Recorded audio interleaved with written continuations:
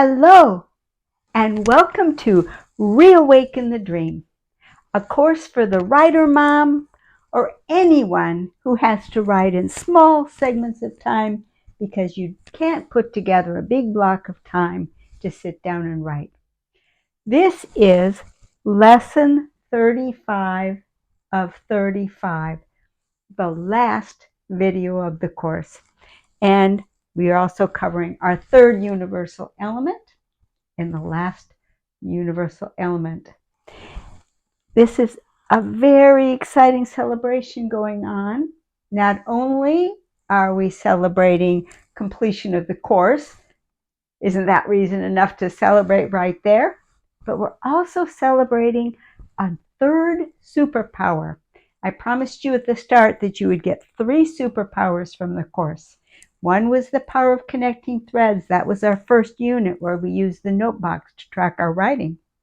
The second superpower was the power of living characters, where we went through all of the character traits and showed how you could end up with a character that you could connect with in seconds. And finally, our third superpower is a power that you earned yourself by sticking with it all the way through the course, and that is the power of command. You have proved to yourself that you can stick through a long course and that make good use of small segments of time to collect an entire body of material. So that is your third superpower, and it's the one you gain for yourself. So here we go for our last lesson of this course. We always begin with a brief review, and today, even being the last class, won't be an exception. Last week, we talked about the element of hope, that it was not a character trait. It can't go into the rudder position. You can't decide to have hope. Hope is basically a gift. But what you can do is you can avoid damaging hope. And so we looked a little bit briefly at the things that could damage hope. And basically, we said that anything that damages our personality in general can damage hope. We had a list with love. Anything that damaged love can also damage hope. But hope had a couple of special ones associated with that. And it had to do with whether we were hoping for material things or hoping for something that was transcendental, like relationships, love itself. And we said that the thing that can most damage hope for material goods is envy. Instead of looking towards ourselves to try to bring about our goals, we look at someone else and say, it's already been taken, they've got it. But an interesting one damages our transcendental hope. And that's a rather interesting concept and a word that we don't use a whole lot, acedia. And we broke acedia up into 2 different flavors of acedia. One type of acedia basically said, what's the use? We're not going to get there anyway. Why bother? We'll never get there. It'll never happen. That was one type of acedia. The other type of acedia was a little bit stranger. It was when we tasted the victory, we tasted the thing we were hoping for. It seemed like we were going to get it, got a taste of it, and ran for the hills and said, I don't think I want that. And that's the other type of acedia. And that type of acedia is the lost state of magnificence. So that was our review from last week. So now we're ready for our final element. And as we have been doing with these elements, I don't tell you what it is first. I begin with the scenarios and hope that you can figure out what the element is. So let's begin with the scenarios. Elena was terrified of flying. Twice she missed out on things she would have loved to do because she couldn't make herself get on a plane to go do them. Now, that didn't mean she never flew. There were times for her job that she absolutely had to fly. And when she got on a plane, on a flight, she hated every minute of it. Well, not quite. It would usually seem that by the time she was headed back home on the return trip, there would come a point in the flight where she was just wrung out and exhausted of being afraid, and it would just numb out, and she'd finish the rest of the flight without fear. However, the next time something came up and she had tickets booked, the fears returned. What is it?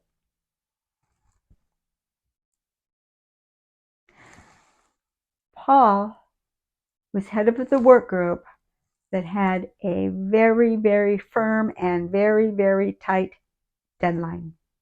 An absolute deadline. This wasn't new for Paul. It happened every year, and he was used to it. He would look at his list and would say, oh my gosh, this is impossible. But somehow he would push himself and get through the list. So this year was no different. He kind of knew he could get through the list, but he was really worried about Richard. Richard was new. This was his first time facing this very, very tight deadline.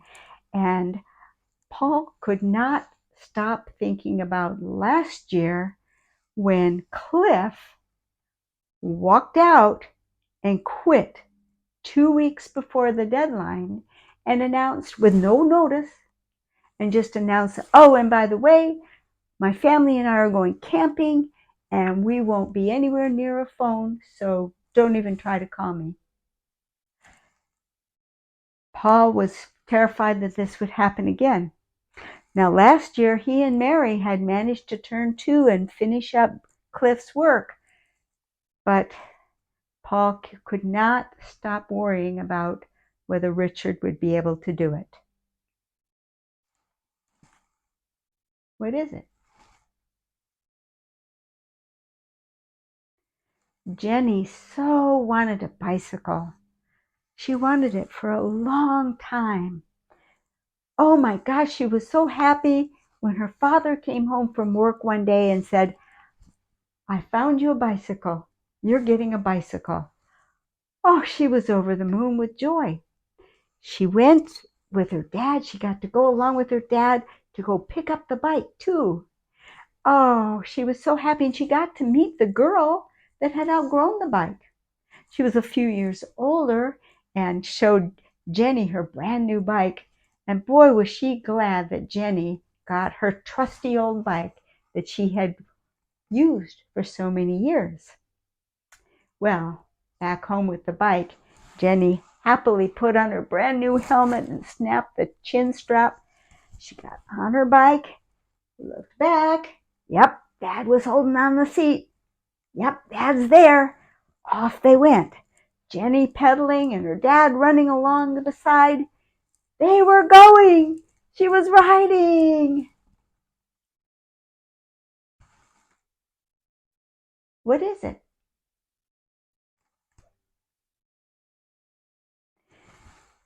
Barbara always knew she wanted to be a teacher. From the time she was just a little kid.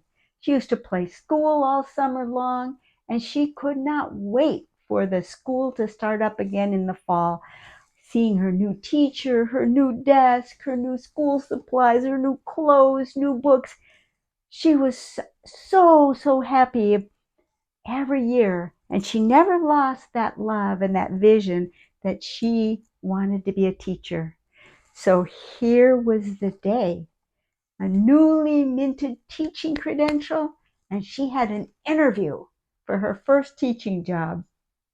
She parked in the parking lot, and she walked through the gate of the school. As she walked through the gate, she tried to picture walking through that gate being the most normal thing on earth, part of every day. When she got inside the gate, she looked at the rows of doors of classrooms, and she tried to imagine which one was going to be her room. And how interesting it would be when opening that door would just be totally natural and second nature to her. Well, surprise, surprise, she aced the interview. Yes, Barbara was going to be a teacher. What is it? Did you figure it out?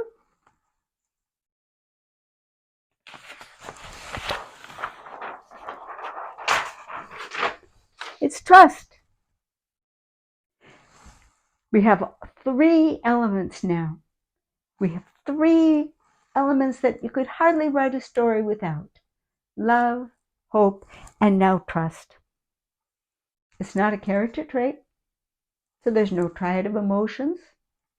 There's not really a struggle because you can't put it in the rudder position. You can't say, oh, I'm going to trust. If you trust, it's a gift.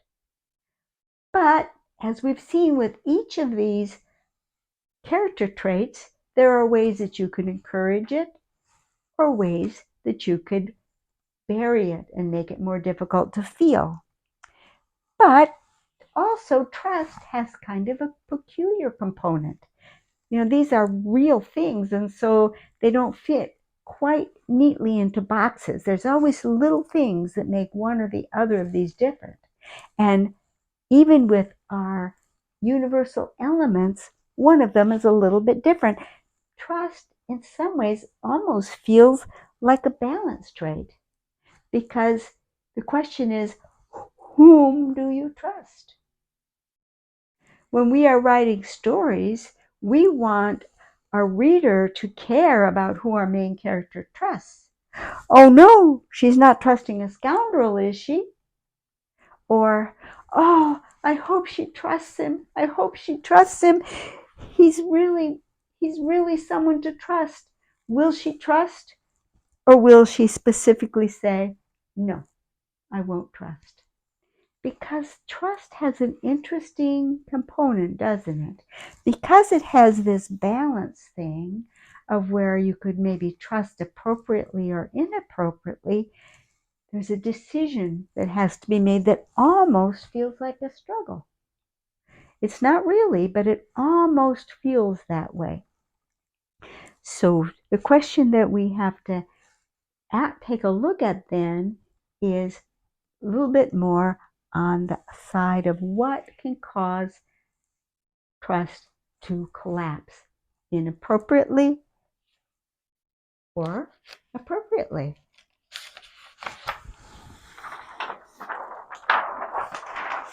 First of all, where trust is concerned, anything that damages hope will also damage trust. Obviously, because you can't really make an enterprise, make a decision to go after something without hope. And if you've damaged hope, how are you going to have any trust that you're going to get there? Likewise, and you might not think about it right away, but anything that damages the intellect also damages trust. And the reason for that is that there's a hugely important element of trust, and that is the virtue of circumspection. Circumspection is intimately tied with trust. We have to properly assess the situation before we can give trust. Now, where trust is concerned, there's another word that's commonly used, more commonly than circumspection, and that's skepticism. And in our society, we have almost raised skepticism to a virtue. We generally say, oh, you've got to be skeptical there. Are we really meaning skeptical? Frankly, I think what we're really meaning to say is you've got to use circumspection. But since we don't use circumspection commonly, people would just say, huh? We say you've got to be skeptical. So is skeptical starting to change meaning to also mean circumspection? It's got another meaning that is a little bit not to the good. And so that's why maybe we want to start using circumspection, or at least take a little bit of a skeptical look at skepticism. Not really a look of circumspection towards skepticism. Because when you think about it, basically skepticism is circumspection with a bias towards failure. It's circumspection that basically says, okay, I'm deciding against you, but can you prove me? Can you jerk me out of my negative state? Prove yourself? It's not unbiased, it's biased towards rejection. Circumspection, on the other hand, is totally unbiased. Since circumspection and skepticism are basically the same thing, only circumspection has no bias and skepticism is biased, why on earth would you choose the biased tool over the unbiased? Let's start realizing that what we really want for trust is circumspection and not skepticism. So, similarly to our other elements, in fact, this is the same sheet I've been using all along. For the victory state, we realize we cannot produce the victory state on our own. We can only remain open to it. And like the others, there's no concept of scale. You can't measure the value of trust. And there's no agency, but our self-beliefs and a bias towards skepticism can keep us from having the measure of trust that we ought to have. But there's one more wrinkle. It's not really part of a victory state, but this is as good a spot as any to bring it up. Remember when we said that anything that damages the intellect also damages trust? Well, there's also something really, really important about trust, and that is understanding is impossible without trust. I'm going to prove that true first, and then we'll talk a little bit more about understanding.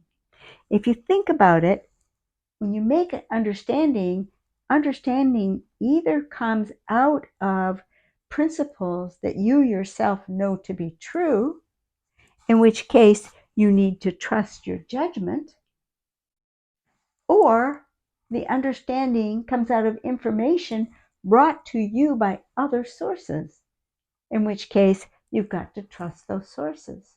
So if you have no trust, you can gain no understanding. And understanding is a really interesting concept when you think about it, because understanding can come about suddenly, as in a flash of insight. Oh, I get it. Or it can be a gradual dawning understanding.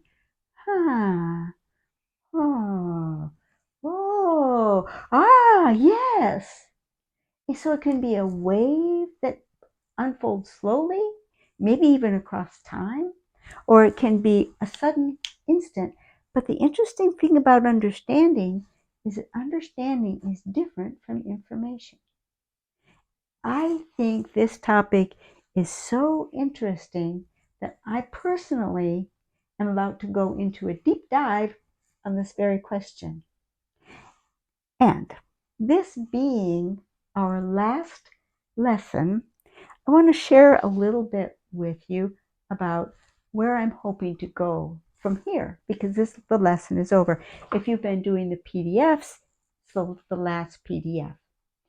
But for us, we basically have 2 more scheduled videos that are part of a transition from where we are now at the end of this course into the start of another series that I'm going to be producing on YouTube and LilyPub.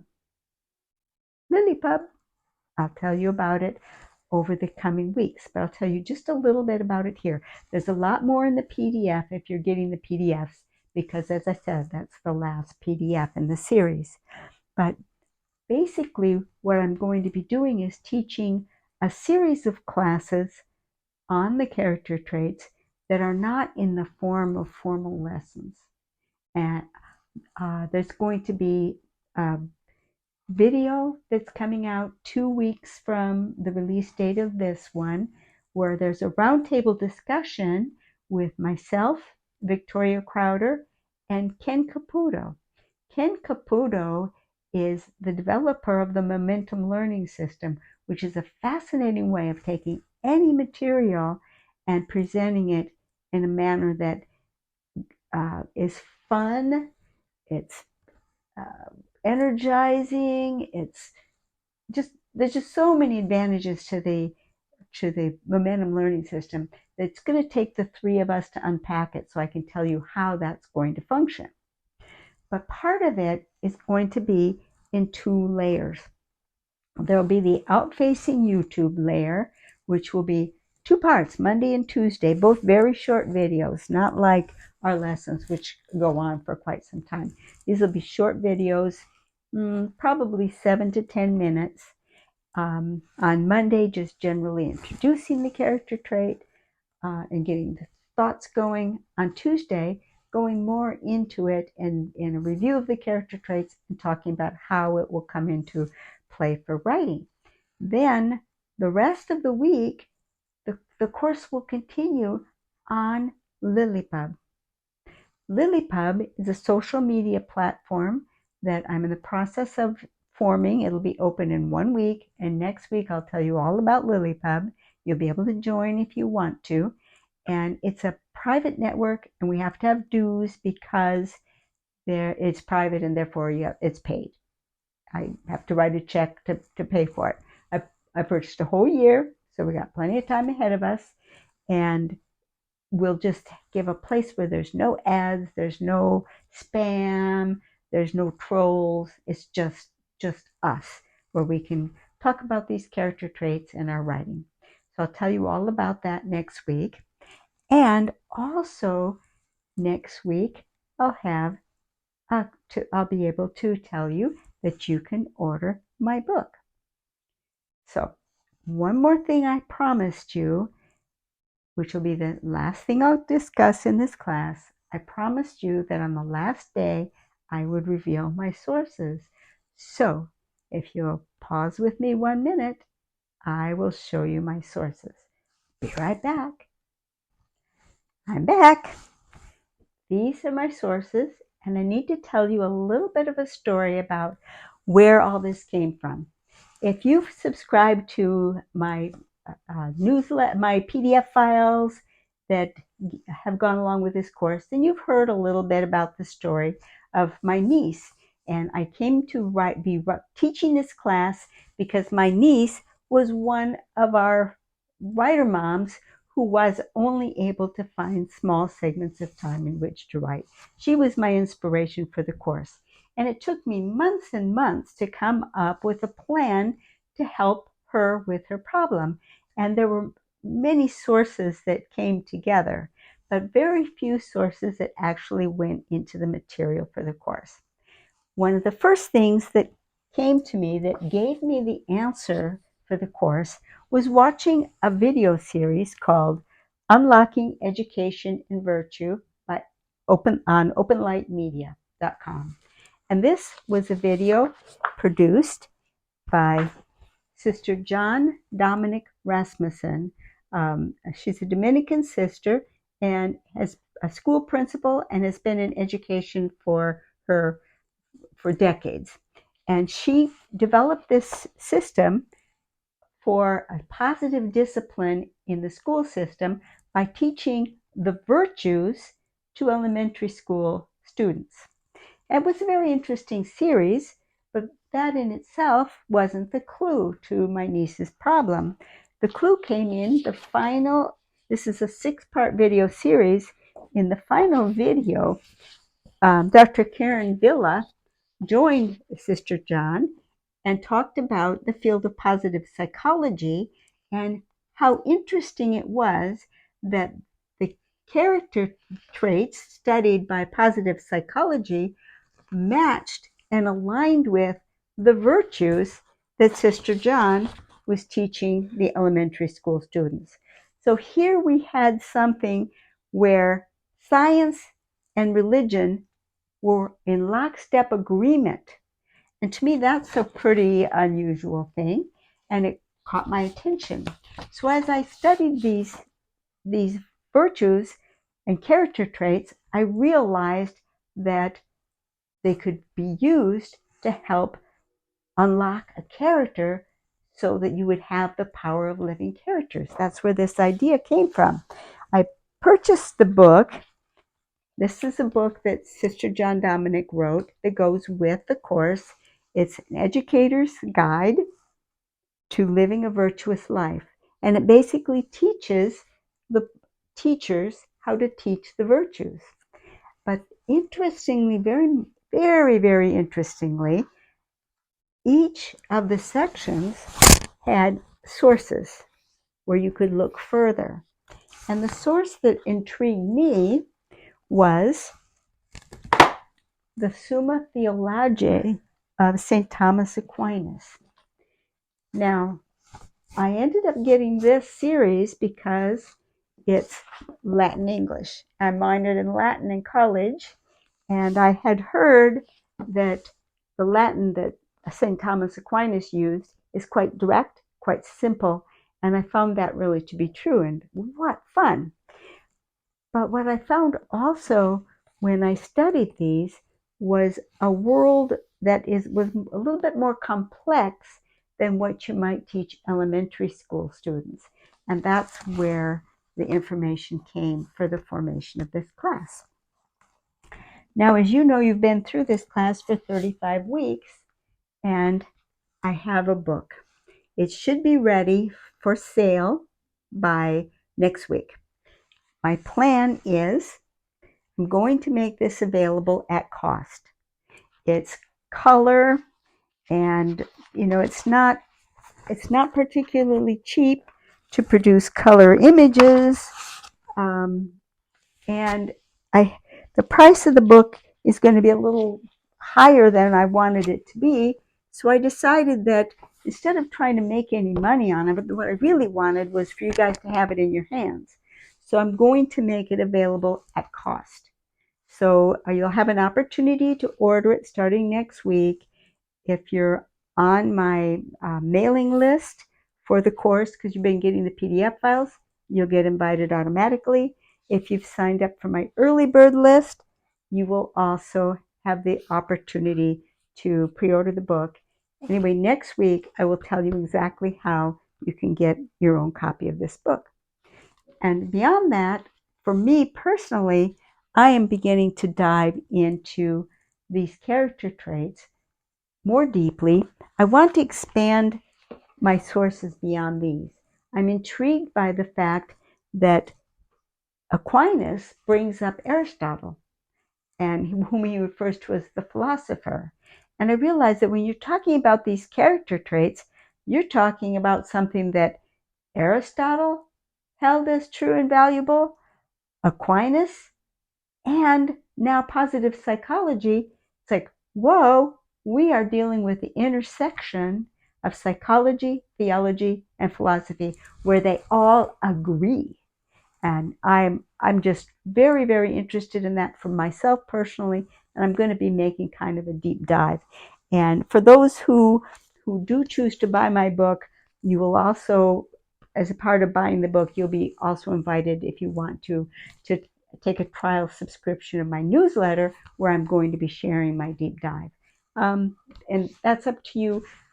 I've priced that one really, really, really low because there's some extra bonus material that I want to put in your hands. So I guess what I want to say about that, I'll tell you more next week. But if you do buy the book and you get offered the newsletter, go ahead and order it, and don't feel bad if you're going to turn around after a couple of months and just say, no, this one isn't for me. I won't feel bad about it. You'll still have some bonus gifts that I want to put in your hands.